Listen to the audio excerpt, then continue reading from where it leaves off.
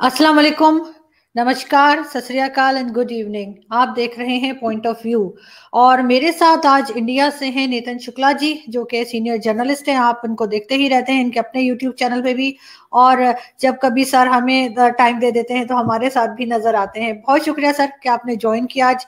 Thank you so much. बहुत बहुत बहुत धन्यवाद।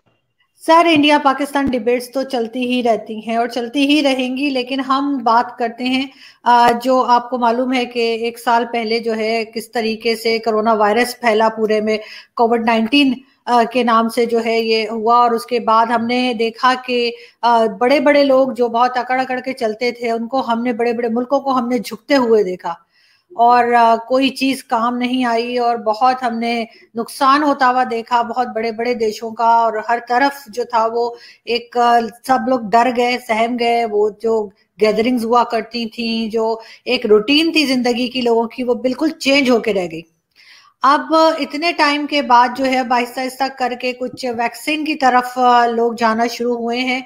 कुछ कंट्रीज में ये काम शुरू हुआ है, कुछ खुद बना रहे हैं, कुछ किसी से ले रहे हैं। तो इंडिया में आप पहले मुझे बताइए कि क्या हाल क्या है, अभी सिचुएशन क्या है केसेस की।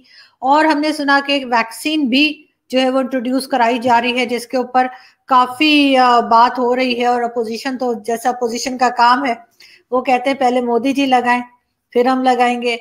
तो लोग कितना इससे जो है वो स्ट्रॉन्ग फील कर रहे हैं, कितना कॉन्फिडेंट है लोग इस वैक्सीन को लेने के लिए।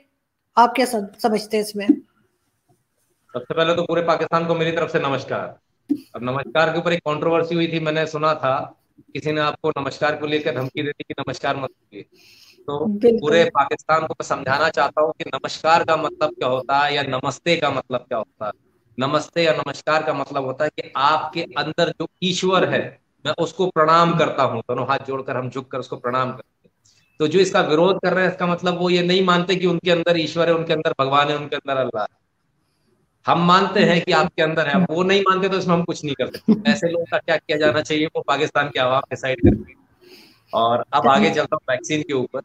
देखिए, भारत ने अब तक 2 वैक्सीन रोल आउट कर दी, 2 वैक्सीन और आने वाली है। तो पूरे विश्व के अंदर ये इतना बड़ा वैक्सीन प्रोड्यूसर जो भारत है, लगभग 50% से 70% मार्केट को वैक्सीन के भारत केटर करता है। तो इसमें कोई दो राय नहीं है कि इंडिया वर्ल्ड लीडर है वैक्सीन के मामले में। और वर्ल्ड लीडर है तो जिम्मेदारी भी बढ़ जाती है। सिर्फ वर्ल्ड लीडर से खाली कॉलर ऊपर करने से काम नहीं बनता, जिम्मेदारी भी बढ़ती है। और जिम्मेदारी जब बढ़ती है तो ये जिम्मेदारी भी बन जाती है कि जब वैक्सीन जितनी जल्दी आ सके, तो वो जितनी जल्दी आ सकती थी उतना प्रयास यहाँ के साइंटिस्ट ने किया। और hats off to the scientist, किस प्रकार से उन्होंने काम किया है दिन रात लगकर। मैं सच बताऊं कि मैं खुद भारतीय हूँ, खुद इंडियन हूँ, और मुझे इस बात का बिल्कुल भी इल्म नहीं था, इस बात का जरा सा भी ये नहीं था कि इतना जल्दी ये लोग कर लेंगे कि वर्ल्ड के साथ में। क्योंकि देखिए, इसमें कोई दो राय नहीं है, जो थर्ड वर्ल्ड कंट्रीज है, फर्स्ट जनरेशन पे काम करते हैं वो लोग, उनके पास सब कुछ हमसे मुहैया ज्यादा होते हैं, संसाधन हमारे से ज्यादा होते हैं, इक्विपमेंट्स ज्यादा होते हैं हमारे से। हमारे लोगों के पास उतने नहीं होते। लेकिन इसके बावजूद मुझे ये कहते हुए बड़ा गर्व होता है कि साउथ एशिया से, मतलब ये माना जाता है अगर आप पूरे थर्ड वर्ल्ड कंट्रीज में जाएंगे तो कचरे का डब्बा, मतलब कोई वैल्यू ही नहीं है हमारी। लेकिन आज पूरी दुनिया साउथ एशिया की तरफ देख रही है, आज पूरी दुनिया इंडिया की तरफ देख रही है। क्योंकि 4-4 वैक्सीन बना लेना, 2 को रोल आउट कर देना, 2 को एक्सपोर्ट कर देना, ये बहुत मायने रखता है। और सबसे बड़ी बात, जो कोवैक्सीन जो भारत बायोटेक की एक पर्टिकुलर, उसमें होल वायरस का इस्तेमाल किया गया, जो सबसे बेस्ट तरीका होता है किसी भी वैक्सीन के लिए। बहुत सारे तरीके होते हैं। एक होता है कि सिर्फ शेल, वैक्सीन का जो शेल, जो सॉरी वायरस का जो शेल है सिर्फ उस पर काम करता है। दूसरा होता है वायरस को वर्टिकली हाफ डिवाइड कर देते हैं, उस पर काम करता है। तीसरा होता है होल वायरस पे काम कर रहा। तो जो कोवैक्सीन है वो होल वायरस पे काम कर रही है, भारत बायोटेक की जो ये है वो होल वायरस पे काम कर रही है। तो जब होल वायरस पे काम कर रही है तो ये वैक्सीन सबसे बेस्ट वैक्सीन मानी जाती है वर्ल्ड ओवर। ये भी बना लिया, आ भी गया। सवाल उठता है कितना इस पर कॉन्फिडेंस है लोगों का। तो देखिए, ब्राजील जैसी कंपनी चाइना से ले रही थी, उन्होंने बंद कर दिया क्योंकि उसकी एफिकेसी जो है वो 50% के आसपास थी। कोवैक्सीन की एफिकेसी 95%, हमारी जितनी भी वैक्सीन है उसमें 95% के आसपास एफिकेसी रेशियो। तो ब्राजील ने भी वो ऑर्डर रोका, उसके बाद भारत को ऑर्डर दिया कोवैक्सीन का, कोविशील्ड का ऑर्डर, कोवैक्सीन का ऑर्डर, लगातार लाइन लगे हुए। सीरम इंस्टीट्यूट है, भारत बायोटेक है, ये सभी बहुत ताकत के साथ काम कर रहे हैं, दिन रात काम कर रहे हैं। और पिछले लगभग 1 साल से मैं नहीं समझता कि इनका कोई भी साइंटिस्ट या इनका कोई भी वर्कर भी शायद चैन की नींद सो पाया होगा। तो एक सैल्यूट तो इन सबको बनता है, इनको एक नमस्कार तो इनको भी बनता है, नमन इनको बनता है कि जिस मेहनत से उन्होंने काम किया है, कोई दो राय नहीं है। इतनी शॉर्ट स्पैन में आना बहुत मुश्किल। जहां तक विश्वास की बात है, देखिए जनता के पास ऑप्शन नहीं है विश्वास, और अगर विश्वास नहीं होता तो इतनी सारी कंट्रीज इंक्लूडिंग अमेरिका, ब्राजील हो, अमेरिका हो, रशिया हो, रशिया के पास कूदने के उसके बावजूद रशिया से ऑर्डर आ रहा है, पूरे यूरोप से ऑर्डर आ रहा है। तो ऑर्डर क्यों आ रहा है अगर विश्वास नहीं? तो एक बात तो कंफर्म है, विश्वास सबको पता है, जो अवेलेबल वैक्सीन है उनमें बेस्ट भारत की जो वैक्सीन है वो उनमें बेस्ट है। और सबसे मजे की बात यह है कि एस्ट्राजेनेका जैसी बाहर की कंपनियां भी वो बनवा इंडिया में ही रही है वैक्सीन, भले ही रिसर्च उन्होंने किया हो लेकिन वैक्सीन इंडिया में ही बन। तो दूसरी बात यह है कि कॉस्ट इफेक्टिव बहुत ज्यादा है, सिर्फ 250 रुपए की वैक्सीन जो भारतीय वैक्सीन है, इंडियन वैक्सीन, उनका सिंगल शॉट ही तकरीबन 1200 रुपए के आसपास स्टार्टिंग है। अगर इंडियन करेंसी में करते हैं वहां तो शायद कुछ मेरे ख्याल से $100 के आसपास ले रहे हैं एक शॉट का। तो what ever it is, will not go into the pricing, because जीवन के आगे प्राइसिंग की कोई कीमत नहीं। तो विश्वास तो है, सबको विश्वास है, भारत की जनता को लेकिन विश्वास। सर कहाँ आपने टेस्ट किया है इसको? और जैसे इंडिया में तो खुद इतने ज्यादा केसेस हैं, बहुत ज्यादा बल्कि केसेस मैं कहूंगी कि, क्योंकि ऑफ कोर्स पॉपुलेशन इतनी ज्यादा है तो केसेस भी उसी लिहाज से। तो आप कैसे हैंडल करेंगे, किस तरह से लोगों को देंगे? क्या जो जिनके पास पैसा है पहले उनको मिलेगा, या किन लोगों को पहले मिलेगा? देखिए पहली बात तो ये कि भारत में केसेस कितने हो, भारत में जितने केसेस हुए कंपेयर, अगर हम उसको कंपेयर करेंगे पूरे विश्व के अनुसार तो हमारा रेशियो बहुत कम है, मोर्टेलिटी रेशियो बहुत ही कम है। बहुत अच्छे से मोदी साहब ने इसको, हमारे जो प्राइम मिनिस्टर हैं उन्होंने नो डाउट बहुत अच्छी तरह से इसको मैनेज किया पूरी चीजों को। लॉकडाउन बहुत लंबा रहा, सरकार को बहुत जबरदस्त नुकसान हुआ, पूरा भारत लगभग लगभग 2 महीने के लिए पूरी तरह से बंद, जीरो टैक्स टैक्स आ रहा था सरकार के पास। इसके बावजूद 60 दिन तक पूरे भारत को बैठाकर खिलाना, लोगों के घर राशन पहुंचाना, ये सरकार ने किया। लोगों को अपनी जेब से 1 रुपया नहीं देना पड़ा, आटा है, तेल है, मिर्च है, मसाले हैं, सब लोगों के घर पहुंचे, फ्री ऑफ कॉस्ट पहुंचे। जिन्होंने लेने थे उन्होंने लिए, जिन्होंने नहीं लेने थे उन्होंने नहीं लिए। लेकिन इस बार मैं तारीफ करूंगा भारत की जनता की कि हाँ, उन्होंने भी बेईमानी नहीं करी, जो अफोर्ड कर सकते थे उन्होंने खरीदा, वो फ्री वाली लाइन नहीं लगी। ये एक अच्छी बात है, और मैं समझता हूँ पूरे विश्व के अंदर ऐसा होना चाहिए। पाकिस्तान को भी भारत से इस बात का सबक लेना चाहिए, पाकिस्तान के लोगों को भी। अगर वहाँ ऐसे कुछ लोग हैं कि जो लाइन में लग जाते हैं, तो वो गरीबों का जो है ना, उस पर उन्हीं का हक है, हम उसके हक को ना मारें। ठीक है, ये पूरे विश्व को ये संदेश जाता है, कोई सिर्फ पाकिस्तान। दूसरी बात कि अब ये वैक्सीन आ गई है, सवाल ये उठ रहा है कि मोदी साहब ने, आपने सवाल किया था मोदी साहब ने वैक्सीन क्यों नहीं लगवाई। देखिए, दो तरह के लोग होते हैं, भारत में भी पाए जाते, पूरे विश्व में पाए जाते। एक वो होते हैं जो कुछ भी करते हैं सब कुछ मैंने किया, और एक वो होते हैं जो करते सब कुछ है लेकिन नाम आपका लगा कि भाई बहुत अच्छा शो हुआ, आरजू जी आपकी वजह से बहुत अच्छा शो हुआ, बहुत बहुत धन्यवाद आपने मुझे बुलाया। वो वाले होते हैं। कुछ दूसरे वो होते हैं, ना ना मेरी वजह से आपका शो चला। तो इस वक्त तो सरकार है, वो सरकार पहले वाली सरकार है कि जो किया आपने किया वो पहले आपको रखती है, खुद को बाद में रखती है। तो ये जो माइंडसेट है, ये माइंडसेट एक बहुत टिपिकल सेवा भाव वाला माइंडसेट है। और अगर आप इसमें देखेंगे तो आप ये पाएंगे कि भारत में जो पहली वैक्सीन का डोज जो गया वो किसको गया? एम्स का जो स्वीपर है, जो झाड़ू लगा, हमने उसको सबसे आगे रखा। इसलिए नहीं रखा कि उसको मारना है, लोगों के मन में गलत फहमी, मोदी साहब ने नहीं लगाया, मोदी साहब सबसे आखिरी में लगवाएंगे, हो सकता है लास्ट शॉट लगवाएंगे, क्योंकि वो उनमें से हैं जो खुद के लिए कुछ नहीं करते। अगर स्वीपर को पहले लगाया तो लोग ये क्यों भूल जाते हैं कि ये वही मोदी साहब है जो प्राइम मिनिस्टर रहते हुए जिन्होंने स्वीपर्स के पैर धोए थे, अपने हाथों से पानी से पैर धोए और पोंछे उनके पैर और उनका सम्मान किया। कुंभ मेला विश्व का सबसे बड़ा गैदरिंग जो है, कुंभ मेला जब लगा था, हिंदुओं का बहुत बड़ा मेला होता है, तो उसमें मोदी साहब ने कुंभ मेले के सफलता के बाद उनके पैर धोए थे। तो ये पूरे विश्व के अंदर लाइव टेलीकास्ट हुआ था, तो उनको कोई शर्म नहीं। और आज जब बारी आई कुछ देने की, तो सबसे पहले उनको दी, सम्मान भी वो उनको देते, सबसे पहले भी उनको देते, और खुद पीछे रहे। भारत में ऐसे भी लोग रहे हैं जो सबसे आगे खुद रहते हैं, ऐसे भी हुक्मरान रहे हैं जो मुझे पहले लगा, पहले मैं सेफ हो गया। पर ये हमें, ये एक प्रेसिडेंट पूरे विश्व में सेट होना चाहिए, लीडर्स को ये सेट करना चाहिए कि हमारे लिए जनता पहले, हम पहले नहीं। तो ये चीज, दो चीजें क्लियर होती है। आपने एक सवाल और पूछा था, अभी क्या सवाल था आपका? सर इसमें आपको कितना रिस्क कितना लग रहा है? ठीक है, हम आप लोग दूसरों को पहले लगा रहे हैं मोदी जी, वो जो वैक्सीन है, लेकिन इसमें रिस्क कितना है? अगर कोई साइड इफेक्ट हुआ तो वही भुगतेंगे ना, जिन्होंने पहले लगाया होगा। और दूसरा देखिए, यही है कि इसका मैं आपको बताऊं, इसकी। ये बहुत जी। वैक्सीन आने में देर क्यों लगती है, वैक्सीन तो तुरंत, हाँ वैक्सीन तुरंत बन जाती है, आने में देर क्यों लगती है? क्योंकि उसके ट्रायल स्टेजेस हैं। पहले वो रैट्स पर होगा, माइस पर होगा, फिर इसके बाद बंदरों पर होगा, इस पे उसमें करते करते लास्ट में आकर वो आता है कि भाई ह्यूमंस पे ट्रायल होगा। तो फेज 1, फेज 2, फेज 3। फेज 3 में 40,000 लोगों पर इसका ट्रायल हो चुका है। ये कोई पहली बार नहीं हो रहा, 40,000 को लग चुका है, उनको कोई साइड इफेक्ट नहीं आया, उनको कोई प्रॉब्लम नहीं हुई, तब जाकर इसको रोल आउट किया गया। Now it is been rolled out. अब तो ये कमर्शियल उसमें आने लगी। सवाल ये उठता है, आपने एक सवाल और किया था कि क्या ये फ्री में दी जाएगी या इससे पैसा कमाया जाएगा? हाँ, एज ए बिजनेसमैन अगर आप पूछेंगे तो मैं कहूंगा कि भाई इसमें इस तरह से करना चाहिए कि जिसको पैसे लगवाना है, पहला हफ्ता पैसे वालों के लिए छोड़ दीजिए, आपको लगवाना है जल्दी आ जाइए, लगवा लीजिए। लेकिन ये ह्यूमैनिटेरियन उस पर देखा जाए तो ये गलत हो जाएगा। तो भारत सरकार ऐसा नहीं कर रही है। भारत की सरकार जो है उसको सभी के लिए बराबर रख रही है। जो electoral election commission of India के जो इलेक्टोरल रोल्स हैं, इलेक्टोरल लिस्ट है, उसके आधार पर सबको लगाया जाएगा। पहला शॉट लगेगा, फिर 28 दिन बाद दूसरा शॉट लगेगा, फिर एंटीबॉडी डेवलप होने में अनदर 15 डेज लगेंगे। तो अभी ऐसा नहीं कि कल लग गया तो भारत में सब लोग आराम से घूम पाएंगे, ऐसा नहीं हो पाएगा।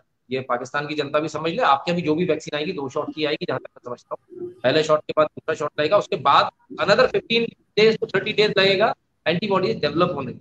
तब तक आपको उतनी ही सावधानी रखनी है जितनी कि हम अभी रख रहे हैं। ये नहीं कि हमको शॉट लग गया तो हम फ्री हो जाए। और इसके बाद भी अगर मुझे वैक्सीनेशन हो चुका है, प्रॉपर हो गया, तब भी मैं वायरस का कैरियर जरूर बन सकता हूँ। मुझे नहीं लगेगा, ये इफेक्ट नहीं होगा, पर मैं कैरियर बन सकता हूँ। तो जो जिनको नहीं लगा है उनके लिए मैं प्रॉब्लम क्रिएट कर सकता हूँ। इसलिए सावधानी तो अभी हमको और रखनी है, कम से कम 1 साल और चलेगी। तो सर जैसे ये कोविड-19 के जो पेशेंट्स हैं वो आपके यहाँ बहुत ज्यादा थे। ऑफ कोर्स आपके, जैसे मैंने कहा कि पॉपुलेशन भी बहुत ज्यादा है, तो इस चीज को कैसे हैंडल कर रहे हैं? जैसे आप कह रहे हैं कि दूसरी कंट्रीज को भी आप ऑफर कर रहे हैं, तो आपके अपने अपनी कंट्री में क्या वो चीज इतनी ज्यादा बन चुकी है या बन जाएगी कि आप अपने सारे लोगों को देने के बाद आप बाहर भी दे सकें? देखिए, माइंडसेट का फर्क पड़ता है। भारत वही है जो पहले था, कोई ज्यादा बदला नहीं है। लेकिन जो हुक्मरान है उनका माइंडसेट कैसे बदलता है। हमारे यहाँ जब कोविड आया, मोदी जी को पता था ये कोविड आने वाला है, मोदी जी ने लॉकडाउन किया। और आपको लग रहा है कि लॉकडाउन के समय पे कुछ काम नहीं हुआ। लॉकडाउन के समय पे वो प्रोजेक्ट शायद कभी हो नहीं सकते, जैसे रेल नेटवर्क है। इंडिया ने अपना रेल नेटवर्क बहुत बहुत जबरदस्त तरीके से बढ़ा दिया, ठीक है। और जब ये हुआ, तब भारत में इस कदर कैंप्स बनाए गए थे, आइसोलेशन सेंटर्स बनाए गए थे। मैं समझता हूँ विश्व का सबसे बड़ा एक जगह पर 10,000 का आइसोलेशन सेंटर शायद भारत के अंदर ही है। शायद इतना बड़ा आइसोलेशन सेंटर किसी ने नहीं बनाया, इतना बड़ा सेंटर किसी के पास नहीं था जो भारत ने बनाया था, सिंगल एक ही जगह पर 10,000 लोगों को क्योर करने का। तो भारत कहाँ तैयारी कर रहा था? वेंटिलेटर्स नहीं थे हमारे पास में, रातों रात वेंटिलेटर्स बनाए गए, रातों रात वेंटिलेटर्स की फैक्ट्रियां लगाई गई, रातों रात काम हुए। ये सब कुछ हुआ और बहुत फास्ट हुआ, 15-15 दिन में सब कुछ हुआ। पूरे भारत को लग एक, जितने हमारे सेंट्रल स्कूल्स हैं उनको तब्दील किया कर दिया गया था, सारे स्कूल्स को तब्दील कर दिया गया था, उसमें व्यवस्थाएं की गई थी, बाकायदा टेंडर्स देकर उनको काम दिया गया था, खाना कौन पहुंचाएगा, कपड़े कौन धोएगा, ये सब कुछ बहुत बहुत फास्ट हुआ था। और सबसे बड़ी बात यह है कि इसमें कहीं कोई करप्शन नहीं हुआ। ये बहुत बड़ी बात। और इतना बड़ा मॉडल एक करना, देखिए एक तरफ भारत है जहां भारत के जो वजीर आजम है वो क्या चाह रहे थे, उन्होंने लोगों के लिए आइसोलेशन सेंटर बनाए, वो वहां व्यस्त थे। बुरा नहीं मानिएगा, लेकिन पाकिस्तान में जब मैंने देखा तो मुझे बड़ा दुख हुआ कि पाकिस्तान के वजीर आजम ट्रेंचेस खुदवा रहे थे जेसीबी से, कि लोगों के लिए कब्र कम ना पड़े। अरे हमें लोगों को बचाना है, उन्हें मारना थोड़ी कि मर जाएंगे तो उनके लिए कब्र का इंतजाम कर। हम बेड का इंतजाम कर रहे हैं, हमें उन्हें बचाना है। हमारे यहाँ आइसोलेशन सेंटर्स का इंतजाम हो रहा है, हमारे यहाँ वेंटिलेटर्स का इंतजाम हो रहा है, आप वहां पर कब्र खोद रहे हैं लोगों के लिए। ये माइंडसेट किसी का भी हो गलत है। अगर भारत में होता तो भी गलत है, पाकिस्तान में हो रहा, मुझे देखकर बहुत दुख हुआ, वहां की जनता के बहुत मेरी संवेदनाएं हैं। इस प्रकार से देखिए, माइंडसेट हमारा पॉजिटिव होना चाहिए, कितनी भी बिल्कुल। बड़ी बीमारी है, पॉजिटिव माइंडसेट के साथ चलेंगे कि हम अपने लोगों को बचाएंगे। लीडर वो होता है जो लोगों को बचाता है, लीडर वो नहीं होता जो कहता है ठीक है तुम सब कब्र में सो जाओ, मैं बड़ी कब्र खोद देता हूँ। ऐसा नहीं होना चाहिए, ये बहुत गलत हुआ, ठीक है। इसके अलावा बात आती है हमारे मैनेजमेंट की, हमने इतनी जल्दी कैसे बनाया। हाँ, ये और भी ज्यादा फास्ट हो सकता था, लेकिन जो इंटरनेशनल गाइडलाइंस है उसमें जो बंद गए मोदी जी, उसमें जो वजीर आजम भारत के बंद गए, उस कारण नहीं हो पाया, नहीं तो अभी आप जितनी कैपेसिटी देख रहे हैं इससे 10 गुना ज्यादा कैपेसिटी करने का उन्होंने प्रस्ताव रखा था, और वो हो भी जाता। लेकिन क्योंकि इंटरनेशनल गाइडलाइंस इतनी थी, फिर वो वहां से बाहर से विदेशों से पंगे आते, उस चक्कर में वो रुका। लेकिन फिर भी मैं समझता हूँ किसी भी देश के मुकाबले भारत ने बहुत अच्छी तरह से इस काम को किया है, और hats off to Modi ji. इसमें भारत के वजीर आजम ने जबरदस्त काम किया है। काम करते करते अब तो उनकी खैर दाढ़ी भी बढ़ चुकी है। बिल्कुल। लेकिन सर बहुत अच्छी बात है अगर आप लोगों ने इस तरह से बनाया है, एंड आई विश के उसका जो है वो कोई साइड इफेक्ट ना हो और लोगों को उससे फायदा हो। लेकिन सर आप लोग पहले किन लोगों को लगाएंगे, जो ऑलरेडी कोरोना पेशेंट रह चुके हैं या जो उससे बचे हुए हैं, पहले किसको लगेगा? देखिए, सबसे पहले फ्रंट लाइन वर्कर्स को लगेगा, सबसे पहले मेडिकल स्टाफ को लगेगा, पुलिस को हम्म। लगेगा, जो इंजीनियर्स हैं, जो लोग काम कर रहे हैं, जो डिपार्टमेंट में हैं, जो फ्रंट डेस्क पे बैठते हैं, कैश काउंटर्स हैं, बैंक वाले हैं, पहले ये फर्स्ट लेन में रहेंगे। इसके और जो जिनकी एज ज्यादा है, 70 60 प्लस जो लोग हैं, हम्म। उनको लगेगा ये पहले फेज में। सेकंड फेज में फिर दूसरे नंबर पे बाकी लोग आएंगे जिनको बीमारियां हैं, गंभीर बीमारियां वाले भी फर्स्ट फेज में है। इसके हम्म। बाद में जिनको बीमारियां हैं, जिनकी एज कुछ थोड़ी सी ज्यादा है, वो धीरे धीरे करके लाएंगे, फिर लास्ट में जाकर वो यंगस्टर्स तक आता है वो धीरे धीरे करके। तो ये तकरीबन 3 से 4 फेज में जाएगा। नहीं सर, जिसको हो चुका है, फॉर एग्जाम्पल अगर किसी को कोई ये हो ऑलरेडी चुका उसको भी लगेगा। उसको भी देखिए, आप एक चीज समझिए, कोरोना के नहीं, स्ट्रेन उसको बहुत सारे। पहले लगेगा या उसको उसको बाद में रखेंगे आप? अगर आपके उनको ख्याल से? गंभीर बीमारियां हैं तो उनको पहले लगेगा, फर्स्ट फेज में लगेगा। अगर गंभीर बीमारियां नहीं है कोरोना के साथ, अगर वो नॉर्मल है, तो उनको फिर बाद में लगेगा। तो सर यहाँ पे हम देखते हैं कि अपोजिशन जो आपकी है वो काफी नाराज है, उसको कोई भरोसा नहीं है। तो उनका भरोसा जीतने के लिए मोदी जी क्या करेंगे? और दूसरा ये कि यहाँ पर भी कोई वो हिंदू और मुस्लिम वाली चीज तो नहीं सामने हमें देखने को मिलेगी कि मुसलमानों को बाद में लगा दो, हिंदुओं को पहले लगा दो। होना तो नहीं चाहिए, आई विश कि ऐसा ना हो, कि सबको एक ही जैसे ट्रीट करें जैसे किया जाता है most of the time India में। लेकिन ये कि फिर भी, क्योंकि मैंने आपकी डिबेट्स में सुना है, मैंने वहीं से उठाया है, मैं अपनी तरफ से बात नहीं कर रही। आपकी डिबेट्स में ये बात हो रही थी आज भी कई चैनल्स पे कि हिंदू मुस्लिम उसमें एक उन्होंने फैक्टर निकाल लिया था। फिर वो कह रहे थे जी, जो अपोजिशन है वो कह रही थी हमें तो कोई ट्रस्ट नहीं है इसके ऊपर। देखिए क्या होता है, ऑपोजिशन का एक एजेंडा होता है, वो एजेंडा चलाता है। अब हिंदू मुस्लिम की बात कर लेता है, ऑपोजिशन का एक एजेंडा है। वो कहते हैं कि भाई हिंदू के लिए आप कर रहे हो, मुसलमानों के लिए नहीं कर रहे। फैक्ट रिमेन्स कि भारत में जब कोई सड़क बनती है तो सबके लिए बनती है। बिजली अगर मेरे यहाँ आ रही है तो मेरे पड़ोसी मुसलमान का भी आ रहा है, ऐसा नहीं कि उसके बंद कर दी जाएगी, नहीं तो मुसलमान तुम्हारे काट। इलेक्टोरल लिस्ट जो है वो जैसी बनी है, घर के सिलसिलेवार घरों से बनी हुई है, उसमें पीछे मुसलमान का घर है, तो ऐसा नहीं कि उसको नहीं, इसको लास्ट में रखो। वो पहले ही आएगा, अगर पहले है उसको पहले ही वैक्सीनेशन होगा। मजे की बात यह है, प्रधानमंत्री मोदी कहते हैं सबका साथ सबका विकास। पिछली बार बोले, इस बार बोले सबका साथ सबका विकास सबका विश्वास। एक चीज और जुड़ गई, और इसमें सबसे बड़ी बात यह है कि इतनी स्कीम्स उन्होंने मुस्लिम्स के लिए रोल आउट कर दी हैं। मैं पूरी जिम्मेदारी के साथ बोलता हूँ कि यदि आप भारत में मुसलमानों के लिए स्कीम्स देख लेंगे, शायद विश्व में किसी दूसरे देश में इतनी स्कीम्स नहीं होंगी। और ये बहुत बड़ा कारण है कि अब हिंदूज भी नाराज हो रहे हैं मोदी जी से। वो कहते हैं कि आप तुष्टीकरण कर रहे हो, आप तो सिर्फ मुसलमानों को पूछ रहे हो। तो मैंने मोदी जी तो फंस गए। इधर मुसलमान के जो नेता हैं वो कहते हैं मुसलमानों के लिए नहीं करते हो, इधर हिंदू बोलते हैं कि तुम तो सिर्फ मुसलमानों के लिए करते हो, बट एक्चुअली वो सबके लिए करते हैं। और कोई भेदभाव किसी प्रकार का कहीं भी नहीं है, ना वैक्सीनेशन में है, ना बिजली में है, ना सब्सिडीज में। हाँ, सब्सिडीज में थोड़ा सा है, उनको ज्यादा मिलती है।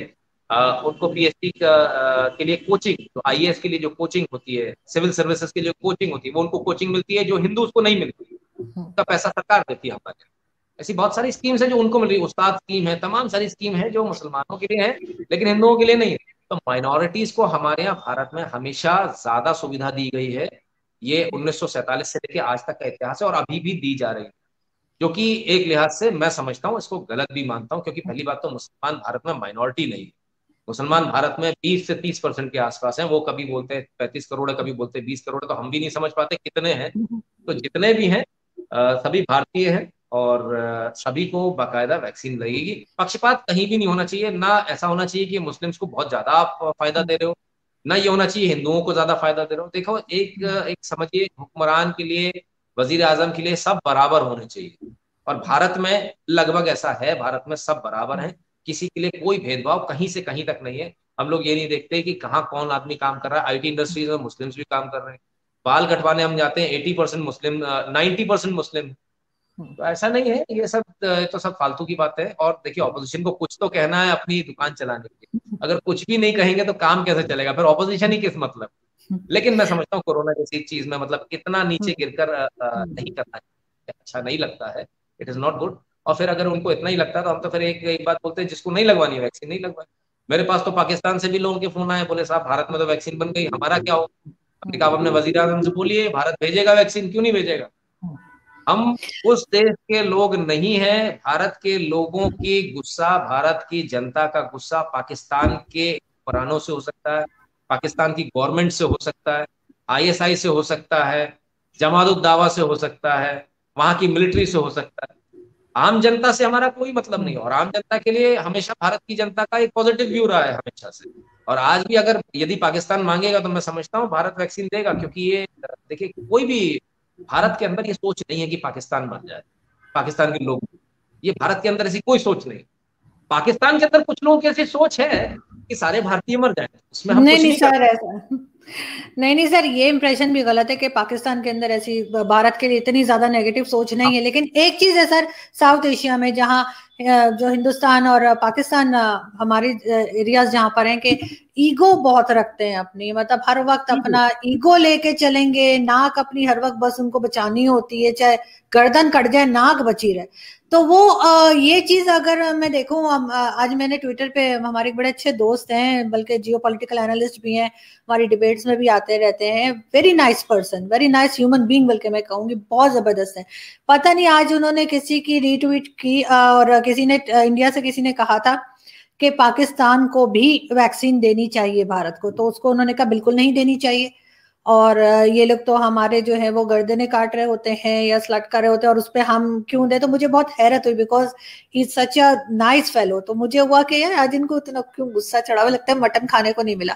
तो वो देखिए क्योंकि इज वेरी यू नो उनका बड़ा फेवरेट डिश है, तो मुझे लगा शायद आज मटन नहीं खाया था, गुस्से में। लेकिन ये सोच सर के नहीं देनी। और दूसरा ये कि पाकिस्तान से अगर आप कहेंगे तो कहेंगे हमें तो लेनी नहीं, हम क्यों उनके आगे बोलें कि हमें दो। यहाँ पे भी एक से एक जो तुर्रम खान है ना वो बैठे हुए हैं। तो दोनों जगह पे ये इस तरह की सोच आपको क्या लगता है कि कैसे है और नहीं होनी चाहिए, कैसे नहीं होनी चाहिए, कैसे हैंडल करेंगे? क्योंकि ये चीज तो ऐसी है कि इसमें तो कोई मतलब दुश्मनी या वो नहीं देखनी चाहिए, तो मतलब एक दूसरे की मदद करनी चाहिए। मैं इसको बहुत सिंपल से बताता हूँ, आप मोबाइल लेते हैं, मोबाइल को स्क्रॉल करते हैं, वीडियोज आती जाती है, तो इत्तेफाक से ऐसा हुआ होगा कि आरजू काजमी की वीडियो की जगह हाफिज सईद की वीडियो आ गई, तो उन्होंने ट्वीट कर दिया होगा पाकिस्तान को नहीं देना चाहिए। अब अगर कोई हाफिज सईद साहब की वीडियो देख लेगा और उसके बाद में बोलेगा कि भाई देनी चाहिए कि नहीं देनी चाहिए, तो शायद मैं भी मना कर दूंगा कि भाई नहीं देनी चाहिए, ऐसे लोगों को नहीं देनी चाहिए जो दिन भर जिनका काम है बदला। मैं सिंपल सी एक बात, जिनको ये लगता है पाकिस्तान में हो, दुनिया के किसी भी देश में, जिनको ये लगता है कि भारत में आके ऐसा करना चाहिए, भारत के लाल किले पे झंडा फहराना चाहिए, बम फोड़ देना चाहिए, आप अपने बेटे को भेजिए ना। आप अपने बेटों को भेजते हैं ऑक्सफोर्ड में पढ़ने के लिए, ये बेचारे गरीब बच्चों को आप यहाँ भेज देते हो, ये क्यों कर रहे हैं आप? दूसरों को क्यों, उनको उनका माइंडसेट क्यों, उनको जहर घोल रहे हैं उनके अंदर। भारत में कोई ऐसा व्यक्ति नहीं है जो ये कहेगा कि पाकिस्तान को वैक्सीन नहीं दी जाए, हम लोग इतने नीच लोग नहीं। हमारी परंपरा है सर्वे भवंतु सुखिना सर्वे संतु निरामया सर्वे भद्राणि पश्यन्तु मां कश्चित् दुःख भाव, सबको सुख मिले, सब निरोगी रहे, यानी किसी को कोई बीमारी ना हो। जिसके धर्म में ये लिखा हो, जो जिसका जिसका देश ये कहता हो वसुदेवाय कुटुंबकम, पूरा विश्व ही मेरा परिवार है, बड़ा ये कैसे कह सकता मैं अपने भाई को नहीं। और जिसको आप पाकिस्तान कहते हैं, भारत ही तो था। 70 साल पीछे चले जाइए, 72 साल पीछे भारत ही था, तो हम भारत में ही भारत को देने से क्यों मना करें। तो ये एक माइंडसेट गलत है। हाँ हो सकता है कुछ उन्होंने ऐसा देखा हो, कुछ उनके मन में ऐसी स्थितियां हो, या कुछ उनको कुछ ऐसे लोगों की वीडियोस उन्होंने देखनी हो कि गुस्सा हो गया।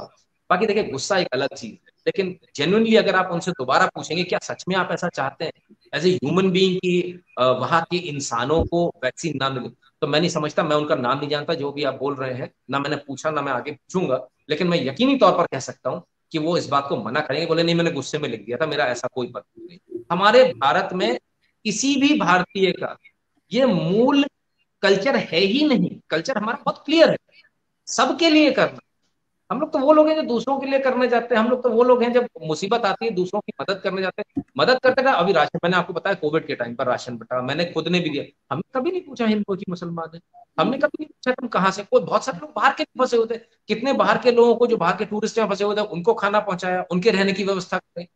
तो ऐसा नहीं है, हम लोग तो उनमें से हैं जो अतिथि देवो भव। अगर कोई आया है हमारे घर में तो वो भगवान का रूप है, हम तो ये मानते हैं। तो हमारा चरित्र बहुत क्लियर है भारत का, और भारतीयों का चरित्र बहुत क्लियर है। हम कभी भी किसी का बुरा नहीं सोच सकते। यही कारण है कि भारत अफगानिस्तान से लेके अब इतना सा रह गया, नहीं तो पहले तो अफगानिस्तान से लेके कम्बोडिया तक आप जाते थे तो अखंड भारत ही तो था, पूरा भारत ही था। तो भारत क्योंकि कभी लड़ना नहीं चाहता, भारत किसी से लड़ा नहीं आज तक, इसलिए भारत हमेशा थोड़ा एक स्टेप पीछे आता है। लेकिन ठीक है, बाकी ये बात बिल्कुल मैं इसको जायज नहीं मानता। कोई अगर ये कहे कि भारत ऐसा चाह रहा है कि पाकिस्तान को वैक्सीन ना मिले या भारत वैक्सीन नहीं देगा, तो ये भ्रांति अगर कोई फैला रहा पाकिस्तान के अंदर, आप बिल्कुल इसको हटा लीजिए। भारत के लोग बिल्कुल भी पाकिस्तान के लोगों का बुरा नहीं चाहते। हाँ, हो सकता है कि आपके हुक्मरान अपनी ईगो में आपका बुरा कर दे, उसके लिए भारतीय कोई जिम्मेदार नहीं, उसके लिए हम जिम्मेदार नहीं। हमारे लिए बिल्कुल। जैसे भारत है वैसे ही पाकिस्तान है। मैंने आपको बहुत स्पष्ट बोला, सारा पूरा पाकिस्तान मुझे सुनेगा, मुझे मालूम है इस बात का, अच्छी तरह इल्म है। और मैं फिर बोलता हूँ, 70 साल पहले आप भारत ही थे, थोड़ा और पीछे चले जाएंगे तो जो हिंदू मुस्लिम का झगड़ा है तो मैं तो उसमें भी बोलता हूँ थोड़ा और पीछे चले जाइए, सभी हिंदू ही निकलेंगे, सभी सनातनी निकलेंगे। तो बाद में जो कन्वर्ट हो गए बात एक अलग है, बाद में अगर पाकिस्तान अलग हो गया बात एक अलग है, पर हम सब एक ही हैं। हमारे पिता सबके एक ही, हमारा खून है कि आप डीएनए मिला लें। मेरी बात गलत लगती है साइंटिफिकली देख, अब मेरे इस बात से हो सकता है कि अगर सही साहब को प्रॉब्लम हो जाए तो कुछ नहीं कर सकता, क्योंकि मैं नहीं मिलाने की सर, बात कर। सर आपकी बात सुन सुन के चीमा साहब तो मान गए। लास्ट शो में उन्होंने अपने आप को सिख मान लिया था। वो कह रहे थे कि उनके पुरखे जो थे वो सिख थे। तो मैंने कहा अब आपकी और बहुत से इंडियंस की बात सुन के चीमा साहब ने तो हथियार डाल दिए और चीमा साहब मान गए। देखिए तो इसको नहीं नहीं, मैं इसको करेक्ट करूंगा, हथियार डालना नहीं कहेंगे आरजू जी, इसको सच को स्वीकार ना कहेंगे। मैं उनकी दाद देता हूं उनकी हिम्मत की, कि उन्होंने इतनी हिम्मत करी कि उन्होंने सच को माना। बहुत सारे लोग जानते हैं पर मानते नहीं है, उन्हें पता है कि वो पहले हिंदू थे लेकिन वो मानते नहीं, नहीं नहीं मैं मानूंगा तो यार मेरे मेरी बेइज्जती हो जाएगी या पता नहीं लोग क्या कहेंगे। ऐसा नहीं है, हम जो है तो हमें मानना पड़ेगा, उसे बिल्कुल ना ठीक। मान। नहीं सर, उसमें कोई ऐसी बात नहीं है, ना ही उसमें कोई शर्मिंदा होने वाली बात है। ऐसा ऐसा कुछ भी नहीं है। लेकिन सर मुझे ये बताइए कि आगे आप लोग किस तरीके से चलेंगे? अब जैसे इसके बाद तो बहुत कुछ चेंज हो गया है। अब आपके यहाँ क्या हाल है? स्कूल्स खुले हैं कि बंद है? क्योंकि हमारे यहाँ अजीब सा है, कुछ पार्क खुले हुए हैं, मार्केट्स खुली हुई है, मॉल खुले हुए हैं, स्कूल बंद है। और इनका ख्याल है कि स्कूल्स जो है उसमें सबसे ज्यादा इनको खतरा लगता है छोटे बच्चे हैं, क्योंकि जाहिर है वो एक दूसरे से इंटरेक्ट होते हैं और नहीं सुनते बात। तो अब हमारे यहाँ मेरे ख्याल है फरवरी के मिड में जाके स्कूल खुलेंगे। तो आपके यहाँ क्या चीजें ऐसी है जो बंद है और क्या चीजें जो आप लोगों ने ओपन कर दी है एसओपीज के साथ? ऑफ कोर्स के मास्क लगाना है, सैनिटाइजर्स यूज करना है, ये वो तो इस तरह से। क्योंकि ये सिर्फ वैक्सीन कर देने से ये मसला तो हल नहीं होगा, शायद थोड़ा स्लो डाउन हो जाए। लेकिन अभी ये चीज जैसे आप खुद भी कह रहे हैं 1 साल और लगेगा इसमें। जी देखिए, पहली बात तो ये समझें कि जो वैक्सीनेशन है वो भारत ऑब्वियसली अपने लोगों को पहले लगाए। ये प्रयास हर किसी का होता है, हालांकि इंटरनेशनल प्रेशर भी बहुत होते हैं, सारी सभी देश मांग रहे होते हैं, और आप किसी से बुरे संबंध नहीं करना चाहते, देना भी होता है आपको, और ह्यूमैनिटेरियन ग्राउंड पर भी आपको देना पड़ेगा। आप ये नहीं कर सकते नहीं मैं सिर्फ अपने ही लोगों को लगाऊंगा दूसरों को वैक्सीन नहीं दूंगा, तो देना सबको पड़ेगा। थोड़ा स्लो जाएगा, बाकी जगह भारत थोड़ा फास्ट हो जाएगा, इसकी हम उम्मीद करते हैं। दूसरी बात, क्या क्या खुला है? हाँ, मॉल्स खुले हैं, शादियां हो रही है, सब कुछ हो रहा है, स्कूल हमारे यहाँ भी बंद है। मार्च से शायद स्कूल खुल जाएंगे। लेकिन एक बड़ा सवाल यह है कि क्यों ऐसा किया गया, क्यों सरकारें जो है इस पर जा रही है? जो मुझे लगता है, जो मेरा एनालिसिस होता है, कि घर में बंद रह रहकर लोगों के अंदर डिप्रेशन आना शुरू हो गया था, कई लोगों ने सुसाइड कर दिया, तो शायद इसलिए खोल दिए गए मॉल्स वगैरह, और शायद ये खोल दिया गया। और थोड़ा बिजनेस भी धीरे धीरे चले, विद एसओपीज खोला है। लेकिन स्कूल में क्योंकि बच्चे सारे रहेंगे और बच्चों को आप कितना भी समझा लें वो मानेंगे नहीं, एक दूसरे से टच करेंगे, खेलेंगे, तो शायद और बढ़ने की संभावना थोड़ी ज्यादा है। तो मेरे ख्याल से देखिए, जान है तो जहान है। अगर एक साल नहीं भी, अगर एक साल 0 ईयर भी हो जाता है, अगर एक साल क्लास नहीं भी लगती है, तो बच्चे हमारा भविष्य है, उनके लिए उनकी जिंदगी सही रहे वो बहुत आवश्यक है। इसलिए ठीक है, अगर मार्च से खुलता है कोई बात नहीं, और मैं समझता हूँ मार्च तक वैक्सीनेशन हमारे यहाँ बहुत ज्यादा हो चुका होगा, क्योंकि पहले ही दिन 1,91,000 लोगों को वैक्सीनेट किया गया फर्स्ट डे। तो ये वैक्सीनेशन का प्रोसेस काफी फास्ट है और आगे भी बहुत फास्ट चलेगा। और अभी जो गाइडलाइंस जो आ रही है उसमें ये आ रहा है कि स्कूल्स में तमाम जगहों पर ये जो है लगाया जाएगा। तो मेरे ख्याल से बाकी जगहों के मुकाबले भारत थोड़ा फास्ट काम करेगा इसमें, और मुझे उम्मीद है मोदी साहब का काम करने का जो स्टाइल ऑफ फंक्शनिंग है वो बहुत बेहतरीन है, बहुत कारगर है, बहुत शानदार तरीके से काम करते हैं, तो वो दिख भी रहा है। और मैं तो ये उम्मीद करूंगा कि भारत के हुक्मरान, सॉरी, पाकिस्तान के हुक्मरान जो है वजीर आजम अपनी ईगो एक तरफ रख दें। मेरा उनसे निवेदन है, कृपया करके जो भी पाकिस्तान के जो नेता हैं, हुक्मरान हैं, ईगो एक तरफ रख दें, और अगर उनको वैक्सीन चाहिए तो खुले दम से बोलें कि हाँ भाई वैक्सीन चाहिए आपको, वैक्सीन भारत दे। मैं नहीं समझता कि कोई मना करेगा, मैं ऐसा बिल्कुल नहीं समझता। और मेरे ख्याल से ईगो के चक्कर में लोगों का नुकसान नहीं होना चाहिए। देखिए ये पॉलिटिक्स है, आप इसको समझ। आप मैं आपसे एक सवाल पूछता हूँ, जितने पाकिस्तान के लोग थे 1947 से पहले और 1947 के बाद आपकी जिंदगी में क्या फर्क आ गया, सिवाय इसके कि पॉलिटिकल पार्टी एक बन गई, एक आपने बाउंड्री खींच ली, इसके अलावा क्या फर्क आ गया? फर्क बहुत आ गया। आप वहीं के वहीं रह गए, भारत चांद तक पहुंच गया, और कुछ लोग अभी तक कश्मीर में वो जो जाल लगे उसके नीचे से आने का प्रयास कर रहे हैं। अरे भाई, तो जब आना ही था, आना ही था, तो जाल था ही नहीं ना, तो लाइन खींचने की आवश्यकता क्या थी? और आज भी पाकिस्तान से इतने सारे लोग आते हैं भारत में इलाज कराने, फ्री इलाज होता है, 100% फ्री मैं इलाज। बिल्कुल, मैं आपको यही कहने वाली थी कि पाकिस्तान से तो वैसे भी बहुत ज्यादा लोग आते हैं, बल्कि बच्चे, ज्यादातर बच्चे जो हैं वो जाते हैं वहां पे बिल्कुल 100%। इलाज के लिए। आरजू जी, आप विश्वास नहीं मानेंगे, हम लोगों को एम्स में हम लोगों को लाइन लगानी पड़ती है, हमारे 6-6 महीने बाद ऑपरेशन आते हैं, लेकिन पाकिस्तान से कोई आता है उसको प्रायोरिटी दी जाती है, उसका तुरंत ऑपरेशन होता है। सोचिए आप, मतलब आज आपको फिर भी भारत में आकर ही ऑपरेशन कराना पड़ रहा है। फिर उसके लिए आप क्या परेशानी हो रही है? आप वीजा ले रहे हो, आप पासपोर्ट बनवा रहे हो, आपका टिकट लग रहा है, आप, अरे भैया, क्यों आपने पाकिस्तान अलग किया था? आप तो सीधे एक ट्रेन में बैठते, 20 रुपए का, 50 रुपए का एक टिकट लेते और दिल्ली आ जाते ना, अपना इलाज करा लेते, लाहौर से सीधे दिल्ली आ जाते, आपको परेशानी नहीं होती। आप जबरदस्ती एक टुकड़ा करके बैठ गए, अपनी भी सेना लगा ली, हमारी भी सेना लगा ली। ये पैसा आपके काम आता ना, ये पैसा आपकी पढ़ाई लिखाई में काम आता ना, इंस्टीट्यूशन बनते। लेकिन देखिए पॉलिटिक्स फिर वही है, वो आपको यही सिखाएंगे कि भारत में लोग आपसे नफरत करते हैं, भारत में कोई आपसे नफरत नहीं करता। समझ लीजिए, पाकिस्तान की जनता से कोई भारत की जनता नफरत नहीं करती। और मैं तो पाकिस्तान की जनता से कहता हूँ, भैया आप उनसे बोलिए कि ना, या तो यहाँ पे भारत जैसा बनाओ, या फिर भाई हमको तो भारत में ही कर दो भैया, हमारे लिए इजी हो जाएगा आना जाना। और ट्रेन चली, बसेस चली, उसके ऊपर हमले हो गए, वो भी बंद हो गए, तो क्या फायदा मिला? तो सर जनता। कोशिश तो की है सर, कुछ गवर्नमेंट्स ने कोशिश तो की थी, लेकिन आपको मालूम है कि फिर दोबारा जो है उसी तरह की कुछ गड़बड़ हुई और फिर रोक दिया गया। लेकिन फिर भी मैं बहुत चाहूंगी कि जो वैक्सीन निकली है, आई होप कि उसके कोई साइड इफेक्ट ना हो, और जितने भी लोग हैं भारत में सबसे पहले उनको ही लगाई जाए, और ये चीज का भारत से खत्म है, क्योंकि हम लोग भी भारत का बिल्कुल बुरा नहीं चाहते, और खास तौर पे भारत के लोग जो कि बहुत अच्छे हैं, बहुत फ्रेंडली हैं, बहुत नाइस लोग हैं, जैसे कहते हैं ना नाइस पर्सन, तो उस तरह के बहुत जबरदस्त लोग हैं भारत के, और मुझे तो बहुत पसंद है। तो मुझे तो कोई शिकायत नहीं है उनसे, हमारे ही जैसे हैं, वही जबान बोलते हैं, वही खाना खाते हैं, वही ड्रेसिंग करते हैं। तो लेकिन ये है सर कि कहीं ना कहीं जो है दोनों कंट्रीज को आप समझते हैं कि थोड़ी सी ईगो को साइड पे रखना पड़ेगा, और जो चीजें हो गई, जो मतलब हम उन्हीं को लेके रिपीट करते रहते हैं डिबेट्स में भी और उसमें भी, उनसे आगे निकलना होगा, अपनी अपनी गलतियों को मानना पड़ेगा, और उसके बाद उनसे किसी तरीके से उनको पीछे ले जाकर और आगे हमें अच्छे एक रिवायत कायम करनी पड़ेगी, अच्छा एक हमें लेके जाना पड़ेगा अपनी नेक्स्ट जनरेशन के लिए। और खासतौर पे ऐसे टाइम में जब ये कोविड-19 और इस तरह की चीजें जब सामने आ जाती हैं, तो उस वक्त कुछ देर के लिए तो दुश्मनी को भूला जा सकता है। देखिए पहली बात तो मैं मानता नहीं कि कोई दुश्मनी है। हाँ, किसी बाहर के आदमी ने आके आपके दिमाग में डाला, किसने डाला? अंग्रेजों ने डाला। क्या डाला? बोले भाई भारत और पाकिस्तान को धर्म के आधार पर अलग होना चाहिए। अच्छी बात है, आप हो जाइए, हम तो नहीं चाहते, हमने कभी नहीं बोला। क्या ये आवाज हिंदुओं की तरफ से उठी थी? कभी नहीं उठी।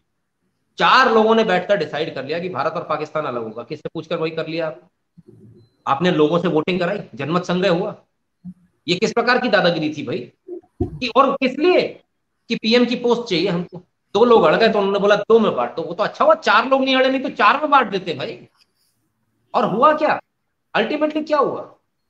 आप हिंदुस्तान में आइए, यहाँ पूछ लीजिए किसी पंजाबी से, यहाँ आज भी कहा जाता है वो तो पैदा ही नहीं हुआ जिनने लाहौर नहीं देखा, यानी जिसने लाहौर नहीं देखा वो तो पैदा ही नहीं हुआ। आपको जानकर आश्चर्य हो गया आरजू जी, आप जरा जाइए और हिस्ट्री बुक्स में उठाकर देखिए, पूरे विश्व का जो फैशन चलता था वो लाहौर से चलता था, न्यूयॉर्क से नहीं चलता था। अंग्रेजों ने आपके लाहौर को बर्बाद कर दिया, भारत को बर्बाद कर दिया, दो भागों में बांट के। आप फैशन इंडस्ट्री को संभाल नहीं पाए क्योंकि लोग मुंबई आ गए, मुंबई लाहौर नहीं बन पाया है और उन्होंने वहां पे न्यूयॉर्क बना दिया। पीछे कौन हुआ? आप हुए। नुकसान किसका हुआ? आपका हुआ। वहां जो इंडस्ट्री में जो उस समय लोग काम कर रहे थे उनका क्या हुआ? बेरोजगार हुआ। फिल्म इंडस्ट्री सबसे बड़ी हमारे पास में थी, उन्होंने हॉलीवुड बना दिया। दूसरे नंबर पे बॉलीवुड बना। आपको क्या मिला? कुछ नहीं। आपको सिवाय नुकसान के कुछ नहीं मिला। और जो लोग ये कहते हैं ना कि भारत उनसे दुश्मनी रखता है, मैं तो इतना कहता हूं, जो ये दुश्मनी कट्टरपंथी लोग हैं उनका भी स्वागत है, आप आइए एक बार भारत आइए। आप सही जी, आप भी भारत आइए, आप जरा देख लीजिए, यहाँ घूम कर देख लीजिए जरा। यहाँ लोगों के मन में किसी के प्रति द्वेष नहीं है, किसी के प्रति हम बुरा नहीं सोचते। हम सिर्फ उनको बुरा बोलते हैं जो बुरे हैं, जो आतंकवाद में विश्वास रखते हैं, जो खून खराबे में विश्वास रखते हैं, जो कहते हैं मैं ही सही हूं दूसरा सही नहीं। हम तो सबके व्यूज का सम्मान करते हैं। हमने कभी नहीं कहा कि एक ही सच होगा। हमारे यहाँ तो बाकायदा लिखा हुआ एकम सत्य बहुधा कव्य वदंती। सत्य एक होता है, उसके रास्ते बहुत सारे हो सकते हैं। तो जब हम ये मानने वाले लोग हैं, हम हर प्रकार के थॉट्स को हम अपने साथ लेकर चलते हैं, तो भारत के लिए यदि कोई ये सोचता है तो गलत सोचता है, यदि कोई ये कहता है तो वो सिर्फ एक निराधार आरोप है। भारत के लोग बिल्कुल भी ऐसे नहीं हैं। यहाँ सारे त्योहार बहुत प्यार से मनाए जाते हैं, यहाँ सारे लोग बहुत प्यार से, हाँ कुछ पॉलिटिक्स के लिए कुछ लोग जहर यहाँ भी उगलते हैं और वो वहां भी उगलते हैं। तो देखिए ये जो लोग है ना, ये सिर्फ भारत और पाकिस्तान में नहीं, ये अमेरिका में भी आप देख रहे हैं वहां क्या हो रहा है। America is falling down. जो उन्होंने बोया है वो काट रहे हैं। तो ऐसा नहीं है सब जगह ये लोग, ये जो नेगेटिव थॉट्स वाले लोग हैं ना, ये आपको हर जगह मिलता है। निवेदन से कितना है लोगों से कि आप इन लोगों की बातों में बिल्कुल मत आइए, आपके सिवाय नुकसान के कुछ नहीं हुआ। आपका बच्चा वहां से आईटी इंजीनियर बनता है, कहाँ जाता है नौकरी के लिए? बाहर ढूंढता है या फिर वो धक्के खाता है? भारत के अंदर कितने आईटी हब्स हैं? मुंबई है, पुणे है, हैदराबाद है, बैंगलोर है, आप गिनते जाइए, दिल्ली है, नोएडा है, इतनी सारी होराइजन, इतने सारी चीजें हैं। लेकिन तो फिर सर आप ये भी तो, सर लास्ट में मैं यही कहूंगी कि वो तो खैर एक अलग चीज है। अब तो सालों हो गए, 70 साल से भी ज्यादा हो गए कि पाकिस्तान को बने हुए या भारत से अलग हुए हुए। लेकिन कभी कभी मैं सोचती हूँ अगर ना बना होता तो मैं और आप ऐसे बात ना कर रहे होते, क्या पता मैं भी शाहीन बाग में बैठ के फ्री की बिरयानी खा रही होती कि चलो बिकॉज बिरयानी मुझे बहुत पसंद है, फ्री में मिलती है तो फिर बहुत ही अच्छी है। तो क्या पता मैं भी उधर फ्री की बिरयानी खा रही होती, मेरी आपसे मुलाकात ही ना होती। तो चले इस बहाने हमारी बहुत से बहुत ही अच्छे अच्छे इंडियंस जो हैं, देखिए फैंटास्टिक किस्म के इंडियंस, उनसे मुलाकात हुई है। मैं आपको एक बात बोलता हूँ, देश की जनता जिस समय डिसाइड करती है उस समय कोई हुक्मरान कुछ नहीं कर पाएगा। बर्लिन भी जो जर्मनी है वो भी अलग था, ईस्ट और वेस्ट, बहुत नफरत फैलाई थी। आखिरकार उन्होंने बर्लिन की दीवार तोड़ दी जब जनता ने मान लिया। तो मान लिया ना जनता ने, तोड़ ली ना। मैं आज भी कहता हूं और मैं डंकी की चोट पर सर इसको, हम वो सर हमसे कहीं ज्यादा पढ़े लिखे लोग हैं, यूरोपियंस हैं सर। हमारा आपको पता ना किस तरह का माइंड सेट है हिंदुस्तान पाकिस्तान का। ये इंसान के बच्चे नहीं बनने, 100 साल के बाद भी ऐसे ही रहेंगे। आप मेरे से लिखवा लें, स्टैम्प पेपर पे लिखवा लें, 100 साल बाद भी इंडिया पाकिस्तान इसी तरह से जो है ना वो लड़ रहे होंगे आपस में, चकड़ चकड़ पकड़ जब पकड़ तक ऐसे ये ही मुल्ला लगे मौलाना रहेंगे। तक ये मुल्ला मौलानाओं के चक्कर में फंसे रहेंगे, वो जहर घोलते रहेंगे। उन्हें अपनी दुकान चलानी है। आप समझिए, अगर आप सब हो गए, सब प्रोग्रेस कर गए, तो उनके पास कौन जाएगा ढोके करने? इसलिए उनको अपनी दुकान चलानी। आपको पढ़ने नहीं देना, पढ़ गए तो आपको फिर रेडिकलाइज करना है। कुछ नहीं रखा रेडिकलाइजेशन। जो प्यार मोहब्बत में जो बात है वो किसी चीज में। और मैं तो खुले तौर पर बोलता हूँ जी, एकदम ओपन बोलता हूँ। हो सकता है बहुत सारे लोग इसको ऑफेंडेड फील करें, मेरे भी करें, आपके भी करें, मैं तो ओपन भी बोलता हूँ। पाकिस्तान की जनता को सोचना चाहिए, विचार करना चाहिए। जो गलती हमसे 70 साल पहले हुई थी, क्या हम उसको सुधार सकते हैं? और यदि सुधारा जा सकता है तो उसको सुधारना चाहिए। गलतियां होती हैं, आपने कहा जो गलती हो गई, यानी आप ये मान रहे हैं कि गलती है, तो नहीं गलती सर, को अगर ये गलती थी तो सर अब उसमें कम से कम एक दूसरे के साथ अब तो अच्छे से रह सकते हैं ना। कोशिश करें, जो रहना कहाँ पिछला जो रहना कुछ हुआ, चाहते हैं सिर्फ कुछ लोग। सिर्फ 47 की बात नहीं करी, उसके बाद भी बहुत से आपको पता है हमारी चलती रही है। तो उस सब को अगर हम साइड पे करें और आगे बढ़ने की कोशिश करें, हम तो उसमें से ही नहीं निकलते ना। हम तो पास्ट में ही रहते हैं कि फ्यूचर हमारे लिए कुछ है ही नहीं। हमारे इंडिया पाकिस्तान में लोग या तो पास्ट में रहते हैं या प्रेजेंट में रहते हैं, मतलब फ्यूचर का सोचते ही नहीं कि क्या करेंगे। बस ठीक है, आज आज हो गई ना, आज खाना खा लिया, बस ठीक है, खत्म। कल क्या करेंगे कुछ नहीं सोचते। तो वो हमारे कुछ इस तरह के माइंडसेट है। हम जर्मनी और उसके साथ बर्लिन के साथ आप हमें कहाँ मिला रहे हैं? हमारे तो नहीं नहीं, प्राइम मिनिस्टर तक कह देते जापान और जर्मनी के मैं बॉर्डर आपसे एक मिलते हैं। बात पूछता हूँ, यदि ये भारत पहले जैसा भारत होता तो आज क्या होता, बस मुझे इतना बता दो। क्या आज हम सुपर पावर नहीं होते? अगर सुपर पावर होते तो क्या आरजू जी आप सुपर पावर नहीं होती? सर मैंने कहा ना, क्या पता मैं शाहीन बाग में बिरयानी खा रही होती। वो भी अपनी जगह, वो चीज अपनी जगह मौजूद है ना। हमने असल में सर वहां पे इस तरह की चीजें देखी हैं भारत में होते हुए, जिससे हमें बार बार ये एहसास दिलाया गया कि अच्छा हुआ कि हम साइड पर हो गए या पाकिस्तान बन गया। अगर वहां जो लोग रह गए हैं, अगर वो इस तरह की प्रोटेस्ट ना करते, अगर वो इस तरह की प्रॉब्लम्स में ना फंसते, तो आप कह सकते थे कि पाकिस्तान वालों को कि देखो हमने इनको कितना अच्छा रखा हुआ। इसी तरह से सर अभी आपके जो फार्मर्स का एक चल रहा है, वो कभी फार्मर्स की बात होती, कभी कहते हैं सिख हैं। ठीक है, हम लोग नहीं कहते, आप ही कह के लोग कहते हैं। तो वो चीज जो है ना कहीं भारत को किसी ना किसी साइड से, आप माने या ना माने, हिट करती है। जब पाकिस्तान का मुसलमान देखता है कि भारत का मुसलमान 2-2 महीने वहां ग्राउंड में बैठा हुआ है और शाहीन बाग में, और वो ये सब कुछ देख रहा है, उसे कहा जा रहा है पेपर्स दिखाओ। सर मुझे तो 5 दिन के बाद मेरा बिजली का बिल नहीं मिलता, मैंने किधर रख दिया है। तो वो मतलब आप उन लोगों से वो 70 साल पुराने पेपर्स मांग रहे हैं। तो वो चीज कहीं ना कहीं आप लोगों के लिए, अपने लिए नुकसानदेह होती है। पाकिस्तान उसके बाद कहता है देखा बहुत अच्छा हुआ, वरना आज हम भी यही भुगत रहे होते। ये चीज मैं मतलब कहना चाह रही हूँ। और ना तो अगर दोनों आप बातों उस में चीज को ना होने दें, अगर आप वो सारी चीजों को कंट्रोल कर लें और उन लोगों को इस तरह से नाराज ना होने दें, तब आप कुछ कह पाएंगे, वरना सर थोड़ा सा मैं दोनों बातों का जवाब देता हूँ, पूरी जिम्मेदारी के साथ जवाब देता हूँ दोनों बातों का। पहली तो आपने बोला शाहीन बाग। मैं आपसे एक सवाल पूछता हूँ, भारत में कितने मुसलमान हैं? कोई बोलता है 20 करोड़, कोई बोलता है 30 करोड़, कोई बोलता है 25 करोड़, कोई बोलता है 35 करोड़। मैं मिनिमम मानता हूँ 20 करोड़। कितने लोग वहां बैठे धरने पर? 500। तो 500 लोग से हम ये डिसाइड कर लेंगे कि पूरे मुसलमान भारत के नाराज है। और भारत के जो मुसलमान सीए के फेवर में जिन्होंने रैली निकाली, मैंने खुद ने इंटरव्यू किया है मेरे यूट्यूब चैनल पर, मतलब उनकी कोई वैल्यू नहीं है। जो पढ़े लिखे, जो पीएचडी किए हुए, जो प्रोफेसर हैं, उनकी वैल्यू नहीं है। और वैल्यू किसकी है? जो 500 रुपए लेकर आके धरने पर बैठ रहे हैं। मैं पूरी जिम्मेदारी के साथ बोल रहा हूँ, मुझे मालूम है मैं इंटरनेशनल चैनल पर बैठा हूँ इस समय, मेरी बात भारत और पाकिस्तान अक्रॉस द बॉर्डर जा रही है, और मैं पूरी जिम्मेदारी के साथ बोलता हूँ। ये कौन कर रहा है? ये पीछे से पैसा कहां से आ रहा है? ये चाइना से पैसा आ रहा है। यूएस में किसने किया? चाइना ने किया। मैं आपको एक एक चीज बताता हूँ। आपने बोला ट्रम्प सपोर्टर, कौन निकले वो तो ट्रम्प के विरोधी निकले। वो जो लड़का कल तक खड़ा होके माइक लेकर बोल रहा था कि ट्रम्प के गर्दन काट दो, वो बंदा एंटीफा का बंदा ट्रम्प सपोर्टर बन के घुसता और तोड़फोड़ करता है। और एक नहीं, ऐसे बीसियों बीसियों हमने दिखा दिए। कॉल फॉर आर्म्स बोलते हैं, कौन बोलते हैं? बाइडेन के लोग बोलते हैं, और ट्रम्प के ऊपर लगा देते हैं। ये कर कौन रहा है? ये ना बाइडेन के लोग हैं ना ट्रम्प के लोग हैं, ये है लेफ्टिस्ट, ये है कम्युनिस्ट। और ये कम्युनिस्ट जब तक रहेंगे, जिस देश में रहेंगे, उस देश का मान सम्मान सब कुछ मिट्टी में मिलाएंगे। और एक कम्युनिस्ट हमारे यहाँ भी कर रहे हैं। अब मैं आपसे एक बात पूछता हूँ, आपने बोला पहले मुसलमानों के साथ हुआ, कागज दिखाओ। आप बिजली का बिल रखकर भूल जाते हो, मैं भी भूल जाता हूँ। कागज तो मुझे भी दिखाने हैं, कागज तो मुझे भी दिखाने थे। कोई सर उनको कहाँ अकेले से लाएंगे 70 साल पुराने पेपर्स, इसलिए कहाँ से लाएंगे? मैं तो ये बात कर रही हूँ कि 5 दिन में जो है पेपर इधर से उधर रख दे। अभी मैंने ये क्वेश्चन बनाया, अभी मुझे ये 2 दिन के बाद नहीं मिलेगा, मैं पूरे घर में ढूंढ रही हूँ किधर गया। देखिए, अच्छा एक एक बात बताइए, आपके पाकिस्तान में तोड़फोड़ होती है, अतिक्रमण हटाया जाता है, एनक्रोचमेंट हटाए जाते हैं, यस और नो बता दीजिए। होता है सर, क्यों नहीं होता? होता है। तब आप अपने कागज लेकर जाते हो कि देखो मेरा घर तो यहां तक है, सरकार मानती है आपकी बात? क्या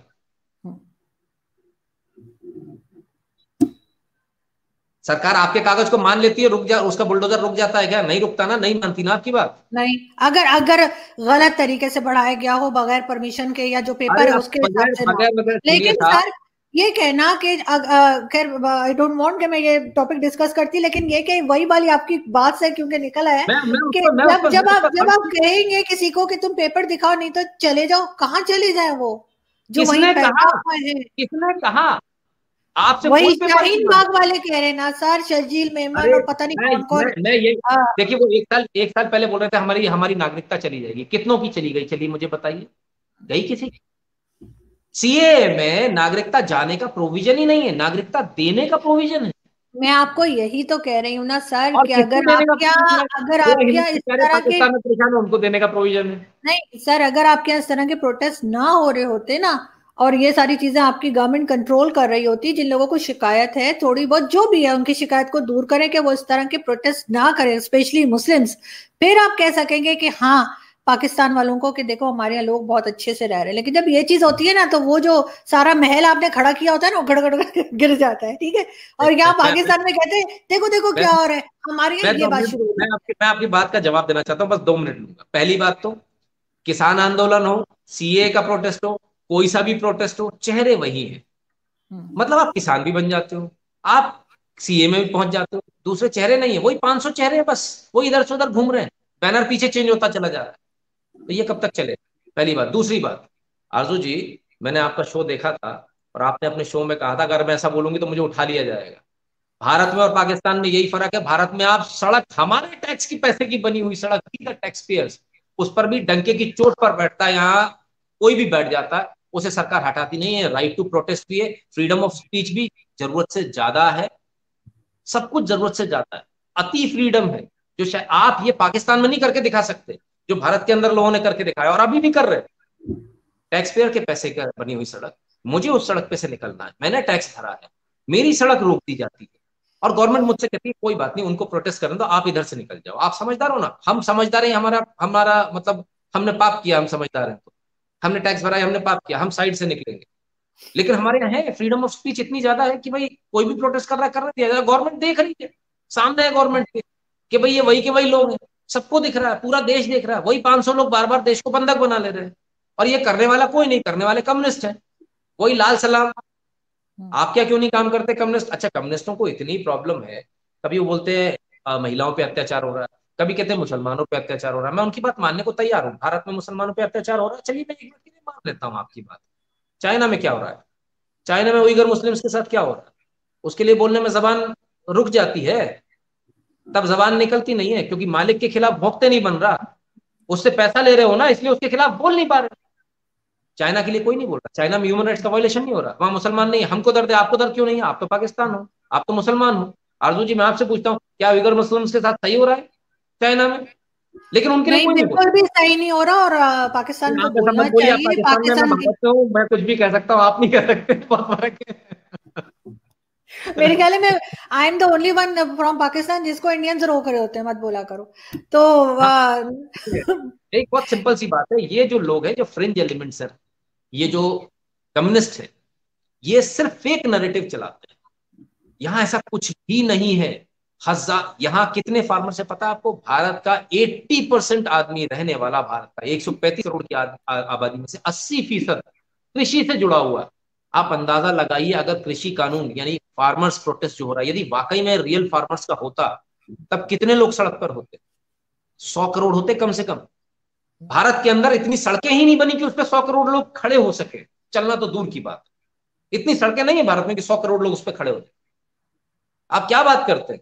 ये सब सिर्फ और चाइना से फंडिंग, इधर से फंडिंग, कनाडा से फंडिंग, ब्रिटेन से फंडिंग, बस वो कैसे भी करके भारत को दबाए रहो। भारत को कोई नहीं दबा सकता भाई, भारत अपना काम करता जा रहा है, लोग पीछे से पिंच करते जा रहे हैं, भारत कोविड वैक्सीन बनाता जा रहा है, लोग पीछे से पिंच करते जा रहे हैं, भारत मंगलयान बना रहा है, मार्स को उतर जा रहा है, लोग पीछे से पिंच करते जा रहे हैं, भारत चंद्रमा पे पहुंच गया, लोग पीछे से पिंच करते जा रहे हैं, भारत ने तेजस का ऑर्डर दे दिया, लोग पीछे से पिंच करते जा रहे हैं, भारत ने राफेल भी ले आया, लोग पीछे से पिंच कर रहे हैं, भारत ने 1 जीबीपीएस की स्पीड तो हमारे इंटरनेट के कनेक्शन की घर पे मिलती है। हमारे यहाँ देखिए सब कुछ, देखिए आप इस बात को नकार नहीं सकते कि भारत प्रोग्रेस के मामले में बहुत आगे है। ये जो कुछ लोग हैं, इनका एक ही एजेंडा है, प्रोग्रेस रोको, चाहे भारत हो, चाहे पाकिस्तान हो, चाहे अमेरिका हो। अगर ये कहीं प्रोग्रेस रोकना नहीं जाना चाहते, तो वो कम्युनिस्ट कंट्रीज में नहीं जाना चाहते, ये नहीं जाएंगे तो चाइना में नहीं जाएंगे, जहां ह्यूमन राइट्स के नाम पर जबरदस्त वायलेशन है। चाइना के खिलाफ मुंह नहीं खुलेगा इनका। चाइना मालिक है, पैसे देता है इनको, इनके पास पैसा आता है, हमारे पास में पूरी इंफॉर्मेशन है, हमने कई बार अपनी गवर्नमेंट एजेंसीज को दी है। कोई बात बिना जवाबदारी के नहीं बोल रहा हूँ, पूरी जिम्मेदारी के साथ मैं इस बात को बोलता हूँ कि ये जो लोग हैं, ये अपने पैसे के लिए, अपने लालच में कि इनको मर्सिडीज में घूमना है, इनको 5 स्टार होटल्स में खाना खाना है, इनको बिजनेस क्लास में ट्रैवल करना है, इसलिए ये देश को बर्बाद करने पर तुले हैं, चाहे वो अमेरिका में हो कम्युनिस्ट, और चाहे वो कम्युनिस्ट भारत में, इनका यही काम।